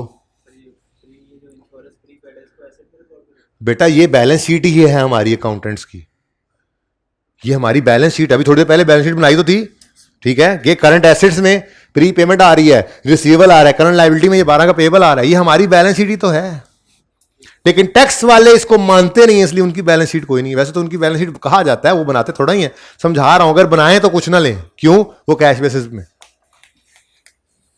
चलें आगे, चलो चलो अभी, चलो चलो अभी, चलो आ जाओ, आ जाओ, बारोबार नहीं नहीं, नैरो नैर टोकर, फिर बधाई नहीं जाना उधर, पता नहीं क्या हालात चल रहे हैं फिलहाल। Current liabilities include rent revenue received in advance, हमने कहा लो भाई लायबिलिटी है, ये इनकम इन एडवांस लायबिलिटी है, ठीक है, with a carrying amount of 25, हमने इसकी अकाउंटिंग देख ली, हमने इसको एक लायबिलिटी बनाया हुआ है, आज हमने इनकम नहीं बनाई, कैश रिसीव किया हुआ है, तो ये क्या है, हमारी लायबिलिटी है, हमने इनकम में कितना फेंका, हम अकाउंटेंट्स ने इनकम में कितना फेंका, अभी इतना सवाल रहता है, कह रहे थे छोटा सा सवाल है जी, हम अकाउंटेंट्स ने इनकम में कितना फेंका, अच्छा ये सारा सोच सोच करने के बाद ना अभी 3 लाइनों का रट्टा लगा लेना है, इतना वो नहीं सोचा करेंगे, ये तो सिर्फ सीखने के दिनों में करते हैं ये सारे काम, पर्चे में थोड़े ही करते हैं, बहरहाल चलें छोड़ें, फिलहाल ऐसी बात ना करें जी। हम अकाउंटेंट्स ने कितना इनकम में फेंका, कुछ नहीं, टैक्स वाले कह रहे हैं ये रेंट जो है, ये रेंट रेवेन्यू जो है, ये टैक्स जो है ऑन कैश बेसिस, क्या मतलब, जब रिसीव किया हमारा हिस्सा निकालो, पैसे रिसीव हो गए, तुम इनकम बनाओ ना बनाओ, हमारी बुला से जाओ बाहर में, तुम्हें रेंट रिसीव हो गया, हमें हमारा हिस्सा निकाल दो, हमारा टैक्स इस पे दे दो हमें, इसका मतलब होता है कि वो टैक्स करते हैं इन इनकम्स को रिसीट बेसिस पे, ठीक है, पैसे आ गए हैं, इनकम बनी है नहीं बनी है, टैक्स दे दो, बात समझ गए। अब हम अकाउंटेंट्स ने प्रॉफिट एंड लॉस में कितना एक्सपेंस रिकॉर्ड किया हुआ है, कुछ नहीं बेटा, इधर सवाल आया था आपका, दोबारा वही बात तकरीबन होने लगी, ठीक है, हम अकाउंटेंट्स ने कितनी इनकम रिकॉर्ड की है, कितनी, ये एक्सपेंस प्रीपेड निकला था ना, ये इनकम एडवांस वाली सेम केस है, बस एक्सपेंस था, ये इनकम है, हम अकाउंटेंट्स ने कितनी इनकम रिकॉर्ड की है, 0। टैक्स वाले क्या कह रहे हैं, क्योंकि हम एक्रूअल बेसिस पे, वो कैश बेसिस पे, टैक्स वाले क्या कह रहे हैं, आप अपना किया हुआ रिवर्स करो, यानी आपने जितनी इनकम रिकॉर्ड की है प्रॉफिट तक आते आते ऐड की है वो लेस करो, कितनी इनकम ऐड की है हमने, कुछ नहीं ऐड किया, तो फिर लेस क्या करें, कुछ नहीं, डन, अकाउंटिंग इज रिवर्स्ड। अब बात करते हैं टैक्स की, टैक्स वाले कह रहे हैं जो रिसीव करो उस पर टैक्स दो, कितना रिसीव किया, 25, तो ये 25 का 25 क्या है, ऐड हो जाएगा, किथे गया जी, क्या है ये, बता तो दो। रेंट रिसीव्ड भाई, बस रेंट रिसीव्ड। रेंटल इनकम कोई नहीं है, इनकम नहीं है, रिसीव है, रिसीट है, कैश रिसीव किया है, कितना, पंजी। Current tax is over, current tax is over, over over, ठीक है। करंट टैक्स इज ओवर, को मसला कहो तो जीरो जीरो लिखूं अब दोबारा, नहीं। अच्छा हाँ, कौन कौन है दोबारा वाला, कौन है, हाउ डेयर यू। हमने प्रॉफिट एंड लॉस में कितनी इनकम रिकॉर्ड की है, 0, और कैश कितना रिसीव कर लिया आज, 25। हम हैं अक्रूवल बेसिस पे, टैक्स वाले हैं कैश बेसिस पे। टैक्स वाले कहते हैं इनकम को करो रिवर्स और कैश रिसीव को करो रिकॉर्ड। यानी प्रॉफिट तक आते आते तुमने जितनी इनकम रिकॉर्ड की हुई है उसे रिवर्स करो, प्रॉफिट तक आते आते जितनी इनकम ऐड की हुई है उसे लेस करो। तो कितनी ऐड की है, 0, इसलिए लेस कितना किया, 0। तो नजर ही नहीं आ रहा, ये नजर ही नहीं आ रहा रेंट इनकम, क्यों, हमने कुछ रिकॉर्ड ही नहीं किया इस साल में, ठीक है। टैक्स वाले कहते हैं और जो रिसीव कर लिया है ना उस पर मुझे टैक्स दो, यानी वो ऐड कर लो। तो 25 क्या हो गया, ऐड, ठीक है। नहीं समझ आई, और कोई जो डेयर करे मैं दोबारा समझा दूंगा, चलें। Okay, now rent in advance, this is a liability. क्या है ये, देख लो, और लेजर एक्सपेंस का हो या इनकम का हो, क्लोजिंग में ये लायबिलिटी, ये एसेट, ये लायबिलिटी, ये एसेट, वो अपनी तरतीब पे ही आते हैं। एसेट का क्लोजिंग, एसेट का क्लोजिंग, डेबिट ये एसेट का क्लोजिंग और लायबिलिटी का क्लोजिंग अपनी साइड पे ही है ये, ठीक है ना। ओके, अच्छा चलिए वापस आए, किधर चले गए हम। कितना रेंट इन एडवांस, 25। टैक्स वाले एक्रूवल बेसिस पे चलते हैं, कैश पे, तो फिर यहां पे तो कोई चक्कर नहीं है। अब ये क्या है, ये क्या है, लायबिलिटी। क्या है, सोचेंगे बाद में, पहले जुगाड़। लायबिलिटी की कैरिंग अमाउंट ज्यादा है टैक्स बेस से, तो मैंने आपको शुरू में बताया था रूल 1 और रूल 3 ज्यादातर यूज होते हैं, ठीक है ना, वही देख लो आप तकरीबन। अच्छा आप जरा लॉजिक, ये 25 रुपए इधर देख ले, ओ भाई, उसने बाल बनाए तूने देखे ना, उसको कुछ मिला ना तुझे, 25 रुपए एडवांस में हमने रिसीव किए हैं, इनकम रिकॉर्ड नहीं की, इनकम रिकॉर्ड नहीं की। फ्यूचर में हम इसे एज एन इनकम रिकॉर्ड करेंगे, टैक्स वाले कहेंगे इसको रिवर्स करो, यानी हमने प्रॉफिट तक आते आते इसको ऐड किया हुआ होगा। हमें क्या करवाएंगे टैक्स वाले, लेस। जब फ्यूचर में इसको लेस करेंगे तो टैक्सेबल प्रॉफिट कम होगा, तो टैक्स भी कम होगा। तो ये ऐसा डिफरेंस है जो फ्यूचर में एज अ डिडक्शन मिलेगा हमें, तो डिडक्टेबल टेम्परेरी डिफरेंस। लेकिन ये सारी बातें मिक्स हो जानी है पर्चे तक जाते जाते, ये बात 12 बच जाना है, ठीक है। ये तब आपको जरूरत पड़ेगी चीज़ें जब आप खुद पढ़ा रहे हो किसी को, तो आपको वो लॉजिक्स देनी होंगी। वहाँ पर्चे में तो ये काम चल जाता है, इसकी जरूरत नहीं पड़ती, ठीक है। समझ गए कि दोबारा बताऊं, चले। ओके नाउ ये सारी जो पिछले तकरीबन कोई पौने घंटे की हमारी, बल्कि तकरीबन 1 घंटे की हमारी जितनी एफर्ट थी, ये 1 घंटे की एफर्ट जो है ना आपके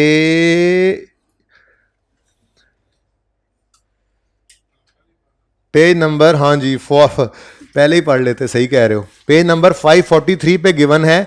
सिर्फ इतना एरिया देखो, 544 पे एक्रूवल का सवाल को कैसे टैकल करना है। 3 तरह की सिचुएशन होती है, हमने अभी एक पढ़ ली है, ठीक है। वो क्या है, if tax authorities are using cash basis, तो आपको क्या करना पड़ेगा, सबर। ये एडजस्टमेंट 2 से 5 तक हम कर चुके हैं, इसी से रेलेवेंट ये बात लिखी हुई है। पर्चे में कैसे टैकल करना है, सबसे पहले टी अकाउंट बनाना है, इनकम हो चाहे एक्सपेंस हो। फिर करंट टैक्स की वर्किंग में रिवर्स करो इनकम एक्सपेंस और रिकॉर्ड करो रिसीट या पेमेंट। और डेफर्ड टैक्स की वर्किंग में carrying amount will appear and tax base will B 0। ये बात याद कर लें, एक्रूवल का सवाल हो गया। कब, जब टैक्स वाले कैश बेसिस पे चल रहे हों और हम अक्रूवल पे, ठीक है। सबसे पहले टी अकाउंट बनाएंगे, फिर इनकम एक्सपेंस को रिवर्स करेंगे और रिसीव्ड पेड को रिकॉर्ड करेंगे और डेफर टैक्स में कैरिंग अमाउंट होगी, टैक्स बेस नहीं होगी, इट्स ओवर। ठीक है, सही है ना। लेकिन ये जुमला पढ़ना इसलिए आसान लगा कि पिछले 1 घंटे से हम इसी के ऊपर एफर्ट में लगे हुए थे, इससे भी शायद ज्यादा हो गया। बहरहाल सही है, चलें आगे। पॉइंट नंबर 6, करंट लायबिलिटीज में सैलरीज पड़ी हैं और हमने उसकी काउंटिंग कर ली है, वो 13 रुपए का सैलरी पेएबल है। टैक्स वाले आए और कहने लगे the related expenses have been deducted for tax purposes. हमने एक्सपेंस रिकॉर्ड किया है, टैक्स वाले कह रहे हैं हाँ हमने भी डिडक्शन के तौर पे अलाउ किया है। मतलब अगर टैक्स वाले ये वाला लेजर बनाएं तो ऐसे बनेगा, salary expense, profit and loss, ऐसे ही मैं बिल्कुल सेम लिख रहा हूं ये, और क्लोजिंग ये। फिर पढ़ो, करंट लायबिलिटीज में पड़ा है accrued salaries with a carrying amount of 13, the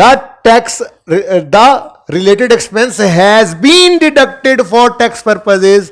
हम एक्सपेंस रिकॉर्ड कर चुके हैं, यानी प्रॉफिट तक आते आते हम इसे माइनस कर चुके हैं। टैक्स वाले कह रहे हैं हाँ हम भी अलाउ कर चुके हैं, मतलब करंट टैक्स में कुछ भी करने की जरूरत नहीं है। प्रॉफिट तक आते आते हमने 13 का एक्सपेंस रिकॉर्ड किया हुआ है, टैक्स वाले कह रहे हैं बिल्कुल ठीक किया हुआ है, कुछ भी ऐड लेस करने की जरूरत नहीं है। इसीलिए तो कह रहा था कि ये वो सिचुएशन है जब टैक्स वाले अकाउंटिंग वालों से आगे बगलगीर हो जाएंगे और कहेंगे भाई जो तुम कर रहे हो वही तो हम कर रहे हैं, देयर इज नो डिफरेंस, आपका करंट टैक्स हमारा करंट टैक्स सेम। आपने एक्सपेंस रिकॉर्ड किया हमने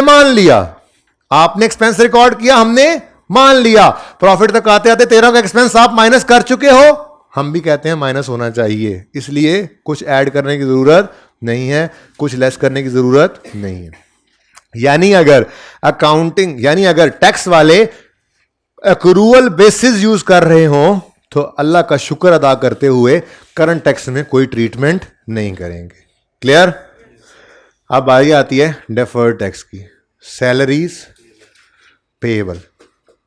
जी हम कह रहे हैं जी 13 का पेएबल है, टैक्स वाले कह रहे हैं 13 का पेएबल है। क्यों? अगर वो इसको पेएबल ना माने तो इसको एक्सपेंस कह ही नहीं सकते, पेमेंट तो हुई ही नहीं हुई। ये एक्सपेंस को वो इसी सूरत में मान सकते हैं अगर क्लोजिंग डेट पे इस पेएबल को भी मान रहे हैं। मैं यही तो कह रहा हूं, सब कुछ सेम इसीलिए तो कह रहे हैं भाई ना इधर कोई डिफरेंस ना इधर कोई डिफरेंस, तो carrying amount is equal to tax base, there is 0 का डिफरेंस। कैसी लगी ये adjustment? That was very beautiful adjustment, Indian that is, चलो ठीक है। लेकिन अच्छा है ना, उनको हम लोगों की तरह कॉम्प्लेक्स नहीं है मुंह टेढ़ा कर करके अंग्रेजी बोलने का, ठीक है, वो अपनी मर्जी से बोलते हैं अपने स्टाइल में, छाए हुए हैं फिर भी। जी trade receivables have a carrying amount of 50 million। Tax related revenue has been included in taxable profits. भाई देखो रिसीवेबल है, हमने इनकम रिकॉर्ड की है, उन्होंने कहा है हमने भी इसको टैक्सेबल प्रॉफिट्स में शामिल किया, हमने भी अकाउंटिंग प्रॉफिट्स में तक आते आते इसको ऐड किया हुआ एज एन इनकम। वो कह रहे हैं टैक्सेबल प्रॉफिट में हमने भी ऐड किया एज एन इनकम, यानी वो accrual basis of accounting follow कर रहे हैं। ठीक है, यानी हम 50 रुपए की इनकम रिकॉर्ड कर चुके हैं, टैक्स वाले कह रहे हैं हमारे हिसाब से भी ये इनकम ही है भाई, तो इसका मतलब प्रॉफिट तक आते आते जो आपने 50 ऐड किया है, टैक्स वाले कह रहे हैं हाँ, सही है एडिट रहने दो, कुछ करने की जरूरत नहीं है, तो कुछ ऐड लेस नहीं होना। करंट टैक्स में बाई और डेफर टैक्स में भी बाई।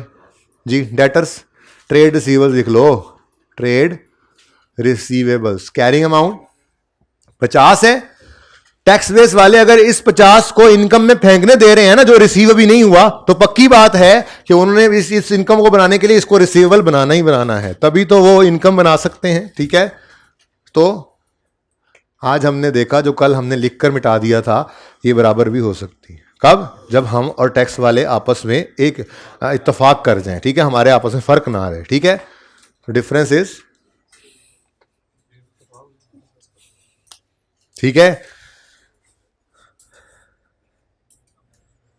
पर्चे में how to tackle if tax authorities are using accrual basis. हम तो हमेशा करते हैं ना, टैक्स वाले कभी इधर कभी उधर, ठीक है ना, हम हमेशा ही एक्रूअल पे होते हैं। लेकिन अगर टैक्स वाले भी कहीं अल्लाह सुन ले हमारी और पर्चे में वो आ जाएं, प्लीज पर्चे में आ जाएं एक्रूअल बेसिस पे, तो आपने अल्लाह का शुक्र अदा करना है, प्रिपेयर करना है T account, no adjustment in current tax, deferred tax working में carrying amount will appear and tax base will be equal to carrying amount. ठीक हो गया? डन।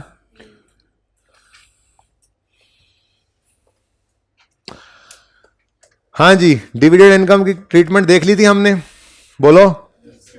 अस्तगफिरुल्लाह, रबर मिटाना था। The dividend are not taxable, मतलब exempt, not taxable का मतलब ये होता है ना एग्जेम्प्ट। डिविडेंड क्या है? एग्जेम्प्ट। हम कह रहे हैं कि डिविडेंड रिसीव नहीं हुआ लेकिन हमने एज एन इनकम रिकॉर्ड कर लिया है। जागते रहना, 3.5 रहना जी। डिविडेंड इनकम के तौर पे रिकॉर्ड हो चुका, हमने उसको इनकम के तौर पे रिकॉर्ड किया, मतलब 300 तक आते आते हम उसे ऐड कर चुके हैं। टैक्स वाले कह रहे हैं ये एग्जेम्प्ट है। ये क्या है? एग्जेम्प्ट है। तो हम क्या करते हैं? एग्जेम्प्ट इनकम को निकाल देते हैं। बोलो, तो क्या करेंगे? लेस डिविडेंड इनकम, ठीक है, जो कि एग्जेम्प्ट है, एग्जेम्प्ट, ठीक है, इसको माइनस कर देंगे कितना? 23। ओके, और ऐड क्या करेंगे? ये परमानेंट डिफरेंस है, इसमें तो एक ही चीज आया करती थी, पेनल्टी है तो ऐड करके छोड़ देते थे, कुछ लेस नहीं करते थे, अलाउ नहीं करते। और एग्जेम्प्ट इनकम तो माइनस करके छोड़ देते थे, कुछ टैक्स नहीं करते थे, बस कहानी खत्म। ओके, और ऐड वाला याद आ रहा है? परमानेंट डिफरेंस, ठीक है। अब आते हैं इधर इसलिए आना मजबूरी है क्योंकि आज से पहले डिविडेंड रिसीवेबल नहीं पड़ा होता था जो एग्जेम्प्ट होता था। ये नई चीज आपने देखी, बैलेंस शीट में आ रहा है ना रिसीवेबल, आ रहा है ना, ठीक है। 1 मिनट आओ तो सही, आओ तो जिन कड्डा में डिविडेंड रिसीवेबल कितना। मसला ये है कि आज से पहले एग्जेम्प्ट इनकम किसी सवाल में जाके उठा के देख लो, परमानेंट डिफरेंस आते थे, लेकिन कभी भी हम इसको ये नहीं कहते थे कि ये इनकम जो है वो रिसीवेबल है। जब रिसीव होगी तब एग्जेम्प्ट है, या ये पेनल्टी पेबल है, आज तक ऐसा नहीं हुआ था। इसलिए बैलेंस शीट में तो ये रिसीवेबल आ रहा है ना, तो बैलेंस शीट ही तो मान रही है, भाई को भी बता रहा था, तो इसको लिखो, बाद में डिसाइड करते हैं, ठीक है। ये 23 क्या है? हमारा डिविडेंड रिसीवेबल, सही है। लेकिन टैक्स वालों ने इसको कभी भी इनकम नहीं मानना, इसके ऊपर टैक्स नहीं लेना, ठीक है ना। तो उसूली तौर पे सुनो जरा ध्यान से, सबकी तवज्जो चाहिए। उसूली तौर पे टैक्स बेस क्या है? 0। उसूली तौर पे टैक्स बेस क्या है इसकी? 0। पर एक मसला आ गया। मसला यह है कि अगर मैंने यहां पर 0 लिख दिया तो यहां पर 23 का डिफरेंस आ जाएगा, यानी कि ये टेम्परेरी डिफरेंस बन जाएगा और ये डेफर्ड टैक्स में चला जाएगा। हालांकि इस पे तो कभी भी टैक्स वालों ने टैक्स नहीं लेना, ठीक है। तो इसलिए हमारी बफलो ब्राउन हो चुकी है और यहां पर एक एक्सक्लेमेशन मार्क लगा हुआ है, ठीक है जी, इस तरह का खतरे का निशान बना हुआ है।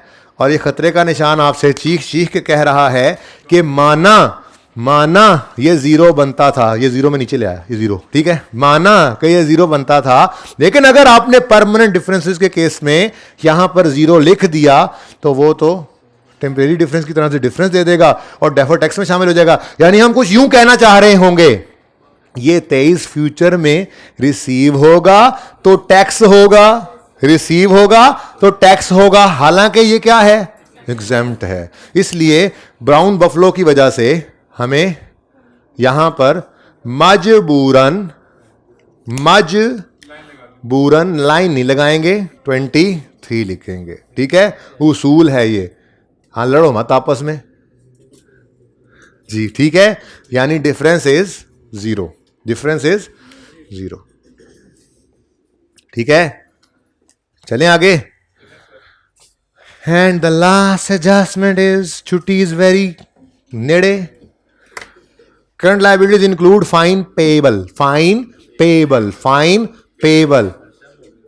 Fine penalties are not deductible, ये तो ना भी लिखता तो हमें पता था। ठीक है, fine penalties are not allowed deduction है, ये तो परमानेंट डिफरेंस है। हमने प्रॉफिट तक आते आते माइनस कर रखा है, ये हम क्या कर देंगे, फाइन या पेनल्टी जो भी था, फाइन या पेनल्टी एड बैक, ये क्या है, ये डिडक्शन नॉट अलाउड है। शुक्र है 5वां लाइनें छोड़ी थी, ये भी लिख लिया मैंने, deduction not allowed. Permanent difference, ये भी परमानेंट डिफरेंस है, ये भी परमानेंट डिफरेंस है, लेकिन वो नोट बनाते हुए ख्याल रखना होता है, नोट आज के सवाल की रिक्वायरमेंट ही नहीं है। ठीक है ना जी, कितना 29, सही है, सही है। ऐड तो करेंगे, लेस कुछ भी नहीं करना, क्योंकि ये कभी भी अलाउ नहीं होना, ये पहले से पढ़ा हुआ है हमने। बस नई चीज आज ये पढ़ी कि आज डिडक्शन नॉट अलाउड हमने पे नहीं की हुई, तो हमारी किताबों में वो पेएबल आ रही है। आज एग्जैम्प्ट इनकम हमने अभी रिसीव नहीं की हुई, तो हमारी किताबों में वो रिसीवेबल आ रही थी। वरना क्या होता था, वरना क्या होता था, परमानेंट डिफरेंस ये ट्रीटमेंट करते थे और वो रिसीवेबल पेएबल तो होता नहीं था, इसलिए यहां बैलेंस शीट में हमारे पास कुछ होता ही नहीं था, तो हमें जरूरत ही नहीं पड़ती थी यहां पे लिखकर उसको बराबर करने की। ये पहली बार आज देखा हमने कि एग्जैम्प्ट इनकम जो है वो अभी रिसीव नहीं हुई, रिसीवेबल है, और पेनल्टी अभी पे नहीं हुई, वो पेएबल है, इसलिए हमारी किताबों के अंदर वो रिसीवेबल पेएबल नजर आ रहा है। ठीक है, तो इंटरेस्ट क्या है, सॉरी, फाइन पेएबल कितना जी, 29। अब दिल तो यही कर रहा है कि टैक्स वाले इसको नहीं मानते, पर मसला ये है कि अगर ऐसा करेंगे तो हम यहां पर 29 लिखकर पता क्या कह रहे होंगे, फ्यूचर में ये पे होगा तो अलाउ होगा as a deduction, liability carrying amount ज्यादा है ना टैक्स बेस से, लाइबिलिटी कैरिंग अमाउंट ज्यादा तो डिडक्टेबल। फ्यूचर में ये पे होगा तो एज अ डिडक्शन, जो भी है, मैं से सोच लूं तो सही कर भी लूं, लेकिन मसला ये है कि फ्यूचर में ये पे हो भी जाए तो गवर्नमेंट ने कभी भी, टैक्स वालों ने कभी भी इसको ऐसा डिडक्शन अलाउ नहीं करना, तो कैसे इसको मैं डिडक्टेबल टेम्परेरी डिफरेंस कह दूं। ठीक है, तो इसका मतलब ये ऊपर वाला साइन, थोड़ा सा साइन ज्यादा हो गया, ये साइन हो गया थोड़ा सा, इसको थोड़ा छोटा कर लेते हैं। ठीक है ना, ये वो जो रोड्स के ऊपर नहीं लगा होता पहाड़ों में जाएं तो, ठीक है, जरा एहतियात करें। ठीक है, लैंड स्लाइडिंग एरिया, तो ये वही तेज चलाते हैं, नहीं चलाते, इनसे पूछ लो, ये लोग नहीं चलाते तेज। ठीक है, वो तुम और मैं जब जाते हैं ना, शोखे होते हैं वहां पे जाके, तो वो करते हैं ऐसे काम जी। तो चू नक्का ये एक परमानेंट डिफरेंस है, चना नचा इसको हमने बराबर रखना है। ठीक है, आओ ये भी लिखा हुआ था, ऐसे नहीं कि ये नहीं लिखा हुआ था, ये क्या है जी,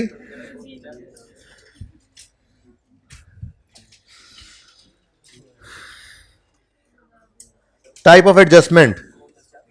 बेटा मैं बताता हूं, एक मिनट सबर कर जाओ। In case of permanent differences, यानी दो ही हैं हमारे सिलेबस में, देवन से बता रहा हूं, एग्जेम्प्ट इनकम और डिडक्शन नॉट अलाउड। क्या करो, क्या करो, in deferred tax working carrying amount will appear and tax base will be assumed to be equal to carrying amount. ठीक है, और करंट टैक्स के बारे में कुछ लिखा ही नहीं हुआ, देखो कुछ लिखा हुआ है, करंट टैक्स में क्या होना है, कुछ भी नहीं होना होता, तो सिर्फ करंट टैक्स को में इग्नोर करोगे, परमानेंट डिफरेंस आए, मतलब जो करना है, ठीक है, अकाउंटिंग वाला जो, ठीक है ना, जो करना है वो करते रहो। ठहर जाओ, ये लिख लेते हैं, इसको ऐसे लिख लो, ऐसे लिख लो, प्रिपेयर टी अकाउंट, वैसे टी अकाउंट की जरूरत नहीं होती, लेकिन चलो, prepare T account for income और एक्सपेंस। स्टेप 2, इन करंट टैक्स ओनली डिडक्ट, बोलो बोलो, डिडक्ट, क्या डिडक्ट करते हैं, इनकम, एग्जेम्प्ट इनकम और ऐड एक्सपेंस। सही है ना, डिडक्ट करेंगे इनकम या ऐड बैक करेंगे एक्सपेंस? कौन से वाला एक्सपेंस जो परमानेंटली डिसअलाउड है, कौन से वाली इनकम जो परमानेंटली एग्जेम्प्ट है, ठीक है ना। तो इन करंट टैक्स सिर्फ डिडक्ट करो इनकम या ऐड करो एक्सपेंस, दूसरा काम तो हम करते ही नहीं है, ठीक है। और इन डेफर टैक्स, ये तीसरा पॉइंट आ गया, in defer tax working carrying amount will appear and tax base will be assumed to be equal to zero, sorry equal to carrying amount. और उसकी वजह, ये अजीब सा एक सिनेरियो था, ऊपर वाले तो हमें समझ में आते थे, ये अजीब वाला सिनेरियो भी याद रखना है। परमानेंट डिफरेंसेस केस में हमारा सारा का नॉलेज एक तरफ हो जाता है और हमने इसको अपने नॉलेज को एक तरफ रख के बराबर करना है, वरना नॉलेज तो यही कहता है कि कैरिंग अमाउंट है और टैक्स बेस नहीं है, लेकिन अगर हम उसको जीरो कर बैठे ना तो फिर अगली मुसीबत पड़ जाती है, या फ्यूचर में टैक्सेबल या फ्यूचर में डिडक्टेबल होने लग जाता है। हालांकि ये डिडक्शन नॉट अलाउड है परमानेंटली, टेम्परेरी नहीं डिसअलाउ की, ठीक है। और ये एग्जेम्प्ट इनकम, ये एग्जेम्प्ट है परमानेंटली, इसलिए मजबूरन हमें क्या करना पड़ेगा, कैरिंग अमाउंट को बराबर करना पड़ेगा टैक्स बेस, ठीक है जी। जी काबू कर लें तो कोई जरूरी नहीं है, ये से सारा सवाल ऐसे थोड़ा ही आएगा, एक या दो एडजस्टमेंट्स होंगी तो 1 मिनट लगना है, बना लेना, ठीक है। अच्छा जी, अगर काबू कर सको तो बेशक कर लेना। लो भाई लो भाई लो भाई, ये अच्छा भला रंगदार हो गया था सारा, एंड तक आते आते फिर सफेद हो गया सवाल, ऐसे लग रहा है किया ही नहीं हमने ये सवाल चलो कोई बात नहीं, fine. Defer tax balance opening में 0 है और एप्लीकेबल टैक्स रेट है 30%, तो 30% यहाँ पर लगना है। टैक्स से बल प्रॉफिट्स बताओ जरा, 290, इसका 30% 89.4 आ गया, ये सबका डिफरेंस इतनी देर से लगे हुए सिर्फ 8। अच्छा चले, टैक्सेबल डिडक्टेबल वैसे हद नहीं होगी हैं, इतनी देर से लगे वाला 8 का डिफरेंस निकला है। चलो जी, इसका 30% जी 2.4 डेफर टैक्स लायबिलिटी, ठीक है। लेजर बना लोगे, बनाना हुआ तो यही डेफर टैक्स एक्सपेंस आएगा, क्योंकि ओपनिंग क्या है 0।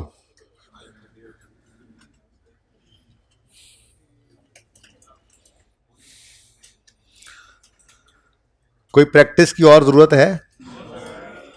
1-2 सवाल ऐसे छोटे छोटे मैंने लिखे हुए हैं, नहीं होमवर्क के नहीं, वो तो ऐसे थे कि जरा इनकम एक्सपेंस ना समझ आ रहा हो तो आ गया।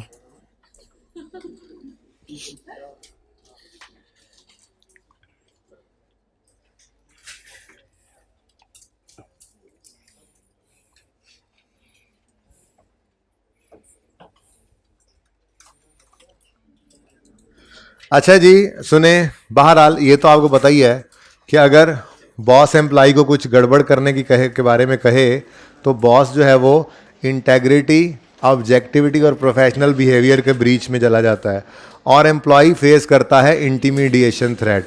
और अगर बॉस कोई फाइनेंशियल चीज़ भी साथ अटैच कर दे तो सेल्फ इंटरेस्ट थ्रेट भी आ जाता है, ठीक है ना। जेन में है ना ये बातें, चलें ठीक है जी, यही सवाल दोबारा कीजिएगा। अल्लाह हाफिज़।